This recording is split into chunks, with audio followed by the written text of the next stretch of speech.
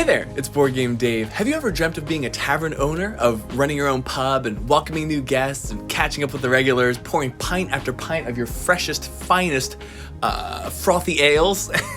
This is a cream soda float, but still, Prost! Well, if you've ever had that fantasy, the Taverns of Tiefenthal is the game for you. Mechanically, this game is a solid blend of dice placement, dice drafting, deck building, and engine building, but the theme is probably the best part of Taverns of Tiefenthal. In this game, you'll be brewing beers, earning money or thalers, improving and upgrading various aspects of your tavern, hiring entertainers, improving your reputation, attracting better guests, and even distinguished nobility to your pub, and moving up the thematically ambiguous monastery track, all in an attempt to have the most points at the end of the game. The box includes 5 different ways to play the game, each one with a varying level of complexity, and there's even a semi-official solo mode online created by the same designer, which I'll feature in a later video. At its core, the Taverns of Tiefenthal is a very simple game which plays over the course of 8 rounds. Each round consists of 7 short phases: a new evening in the tavern, the guests arrive, here comes the server, can I take your order, plan your actions, serve the guests, and closing time. 4 of those phases can be completed simultaneously, and there's really only one phase, serving your guests, that can take a little bit longer, but that's because that's when everybody's taking their actions.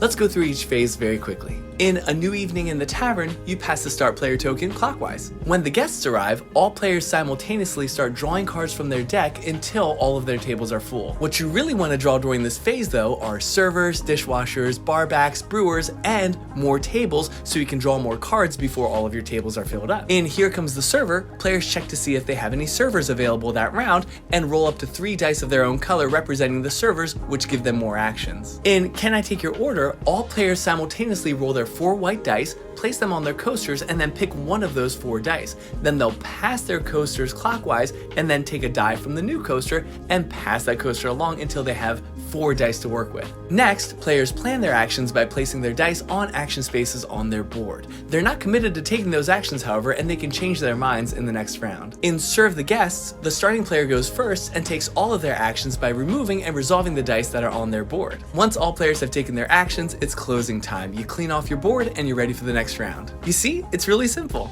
Now let's take a closer look at the board and some of the actions that you'll be taking on your turn. There are several places where you can put your dice on your own tavern. You can put 1 die of any value on the cash box or the barrel to make 1 thaler or 1 beer respectively.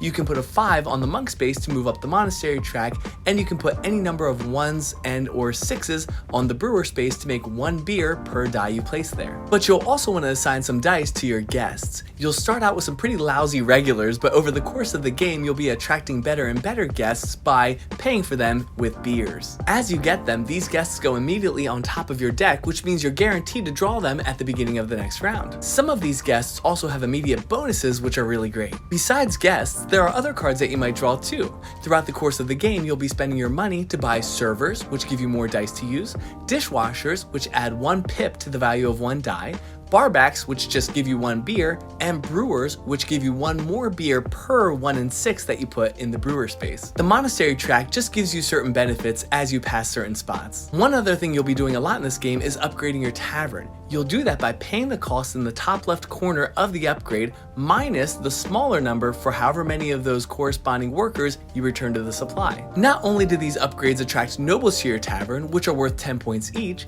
they also give you a permanent benefit for the rest of the game. Basically a permanent server, dishwasher, brewer, table, or some other kind of ability. Each round you'll draw cards and place dice, and at the end of the 8th round you'll add up all of your cards that have points listed in the top right corner, and whoever has the most points wins. Now that was all just Module 1, or the base game. Let's very briefly discuss the other modules and what they add to the game. In Module 2 we are introduced to schnapps and various kinds of entertainers.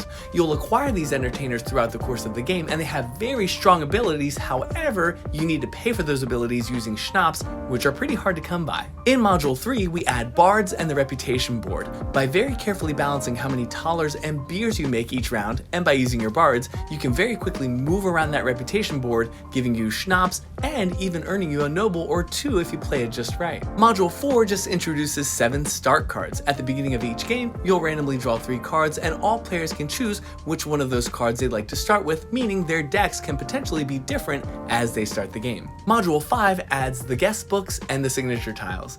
As you attract new guests and move around that reputation track, you'll add signatures to your guest book, which will give you all sorts of benefits, and again, maybe some nobles as well. And that's the Taverns of Tiefenthal. Let's very quickly go through my 7 criteria to give this game a final score. First, the art and components. Although there's nothing mind-blowing inside this box, everything looks good, it feels good, and I really like the way the taverns are shaped like a puzzle and you can kind of pop out each piece and flip it over to upgrade it. I really like that, so I give the art and components a 9 out of 10. Next, the complexity and audience. I think this game is the perfect weight for the intended audience, and I really like the way that you can incorporate different modules based on how complex you want the game to be. That's really, really neat, and I give it a 9 out of 10 here. Third, thematic integration. There are some parts of this game that just make no sense thematically, and you can tell that it was a mechanical choice rather than a thematic one, but, you know, upgrading your tavern, hiring servers and entertainers and brewers and stuff, that is all thematic, and I really like the way that your tavern kind of organically expands and improves over the course of the game.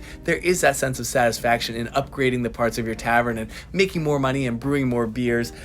Yeah, I mean, it's surprisingly thematic for, you know, a dice drafting Euro game, so I give it an 8.5 out of 10. Fourth, intuitive mechanics. Although there are some fiddly parts to this game, especially once you start adding those modules, overall it is fairly intuitive with what you do on your turns, and I really appreciate the phase-by-phase breakdown, which helps players seamlessly move through each round. I give it a 9 out of 10 for intuitive mechanics. The replayability is really strong in this game. You could play that base game over and over again and try different paths to victory, but there's 4 more modules that you can add to this game as you get more comfortable with it, and I really love that. I wish more games would do that. I give it a 9.5 out of 10 for replayability. For length and fun factor, I think this game has found a really nice balance. For how complex it is, it moves really quickly, and those 8 rounds seem to fly by every time I play. Usually we're done in a little over 1 hour. That's a great length for a game like this, and it's fun all the way throughout. I give it a 9.5 out of 10. And finally, the cost versus value. This game is selling for about $40 to $45 right now, and for the components, the replayability,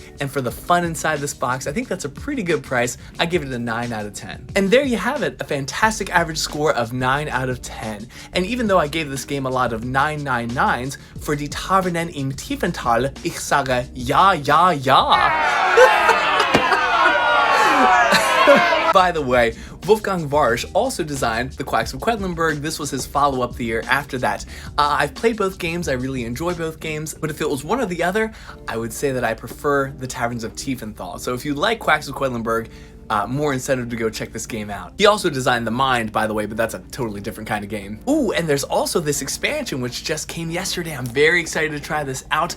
Maybe I'll review this somewhere down the road. In the comments down below, let me know what your favorite adult beverage themed board game is. Maybe Viticulture, or Heaven and Ale, or Clans of Caledonia, or Vinos, or Glenmore Chronicles, or Moonshine Empire. And in the meantime, have a wonderful week, take care, and thanks for watching. Bye.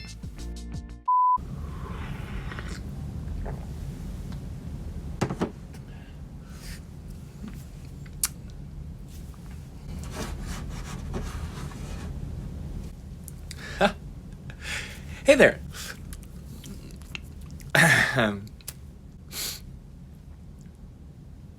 Hey there. Well, if you...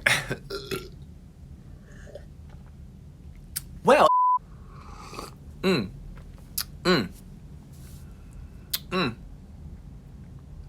Have you ever dreamt of being a tavern over?